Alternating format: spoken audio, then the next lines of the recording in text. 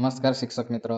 અત્યારે SSC Gujarat child tracking સિસ્ટમમાં pre સર્વેની કામગીરી ચાલુ છે. ધોરણ 5 થી 6, ધોરણ 8 થી 9 અને ધોરણ 10 થી 11માં જનાર વિદ્યાર્થીઓનો ડેટા આ પ્રી સર્વેમાં અપડેટ કરવાનો થાય છે. ડેટા અપડેટ કરવાની પૂરી પ્રોસેસ તમને આ વિડીયોની અંદર જોવા મળશે.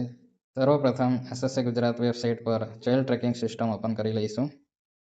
ચાઇલ્ડ ટ્રેકિંગ સિસ્ટમ ઓપન થઈ જાય એટલે આ પ્રકારની સ્ક્રીન આવશે.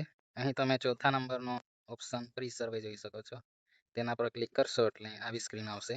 અહીં do not show this again today એવું લખેલ છે, ત્યાં ટીક માર્ક કરી બ્લુ કલરનું બટન છે તેના પર ક્લિક કરવું. અહીં તમે અલગ અલગ રંગના ખાના જોઈ શકો છો. ડાર્ક બ્લુ કલરમાં ટોટલ સ્ટુડન્ટ માટેનું ખાનું છે.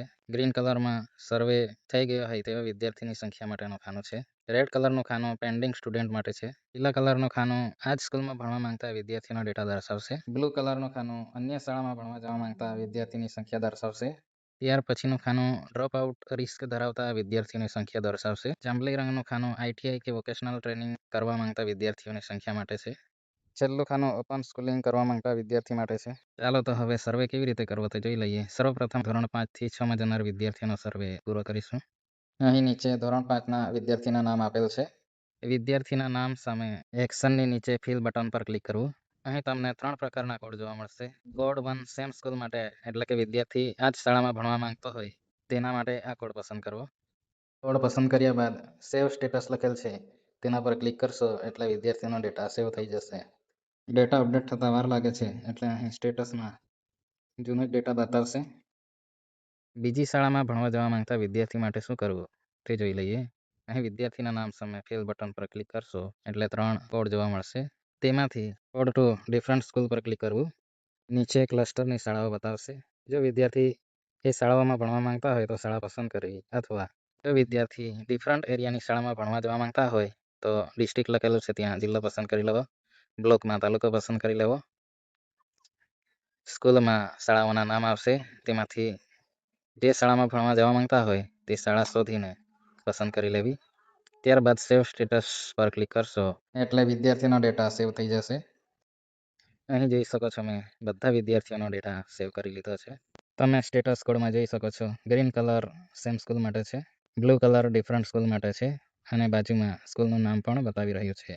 એક્શનમાં એડિટ બટન પર ક્લિક કરીને તમે ડેટાને એડિટ પણ કરી શકશો. હવે ધોરણ 8 થી 9માં ભણવા જનાર વિદ્યાર્થીનો ડેટા કેવી રીતે અપડેટ કરવો તે જોઈ લઈએ. અહીં ધોરણ 8 થી 9માં 38 વિદ્યાર્થીઓ બતાવે છે.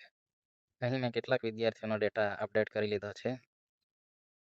વિદ્યાર્થીનો ડેટા અપડેટ કરવા માટે વિદ્યાર્થીના નામની સામે લાલ કલરમાં ફિલ બટન છે તેના પર ક્લિક કરવું.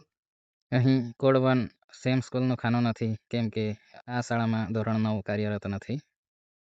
અગાઉ જોઈ ગયા તેમ કોડ 2 ડિફરન્ટ સ્કૂલ માટે છે, કોડ 3 આઈટીઆઈ વોકેશનલ ટ્રેનિંગ માટે છે, કોડ 4 ઓપન સ્કૂલિંગ માટે છે અને કોડ 5 ડ્રોપ આઉટનું રિસ્ક ધરાવતા વિદ્યાર્થીઓ માટે છે.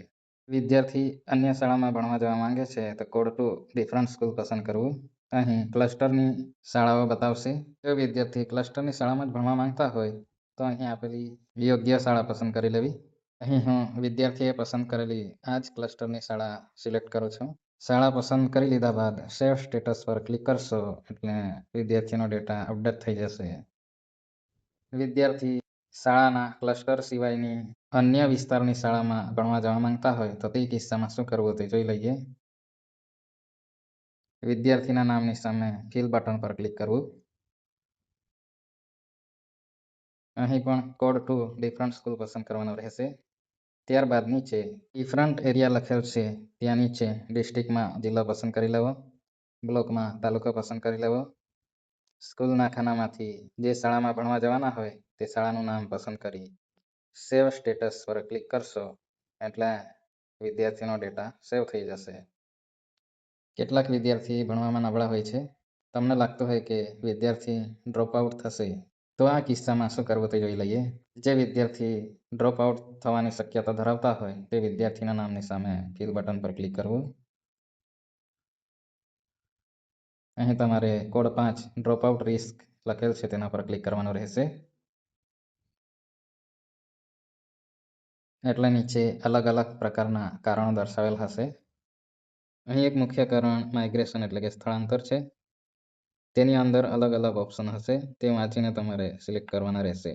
ત્યારબાદ બીજો ઓપ્શન ઇકોનોમિક, આર્થિક કન્ડિશન અને કામ સંબંધી હશે. તેમાં પણ અલગ અલગ ઓપ્શન આપેલ હશે.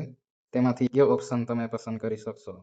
ત્યાર પછીનું મુખ્ય કારણ સોશિયલ અને ફેમિલી રિલેટેડ હશે. અહીં સામાજિક અને કૌટુંબિક સમસ્યાઓ સંબંધી કારણો દર્શાવેલા હશે. તેમાંથી પસંદ કરવું. ત્યાર પછીનું મુખ્ય કારણ એજ્યુકેશન રિલેટેડ હશે. વિદ્યાર્થી ભણવામાં નબળા હોય, આર્થિક પરિસ્થિતિ ખરાબ હોય, અલગ અલગ ઘણા બધા કારણો આપેલ છે. તેમાંથી યોગ્ય કારણ તમે પસંદ કરી શકો છો. ત્યાર પછીનું મુખ્ય કારણ હેલ્થ અને ડિસેબિલિટી છે. અહીં વિદ્યાર્થી નાદુરસ્ત હોય, શારીરિક અક્ષમતા હોય, દિવ્યાંગ હોય, તો તેના પણ અલગ કારણો આપેલ છે. તેમાંથી પસંદ કરી લેવું. છેલ્લો ઓપ્શન ડિઝાસ્ટર અને અધર. અહીં વિદ્યાર્થી અનાથ હોય કે વિદ્યાર્થી મૃત્યુ પામેલ હોય, તે કિસ્સામાં અહીં યોગ્ય કારણ પસંદ કરી શકો છો. યોગ્ય કારણ પસંદ કરી સેવ સ્ટેટસ પર ક્લિક કરી વિદ્યાર્થીનો ડેટા અપડેટ કરી લેવો. હવે ધોરણ 10 માંથી 11માં જનાર વિદ્યાર્થીઓ માટે પણ આ જ પ્રોસેસ કરવાની છે.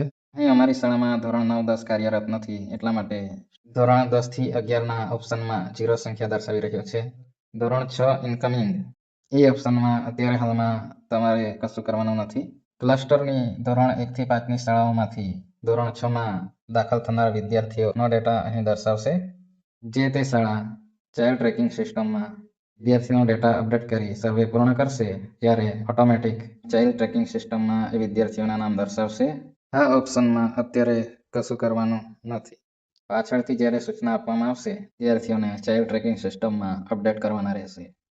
તો આવી રીતે તમે તમારી શાળાનો પ્રી સર્વે ચાઇલ્ડ ટ્રેકિંગ સિસ્ટમમાં કરી શકો છો. જો તમને મારો વિડીયો પસંદ આવ્યો હોય તો લાઈક અને શેર કરજો અને ચેનલને સબસ્ક્રાઈબ કરી લેજો.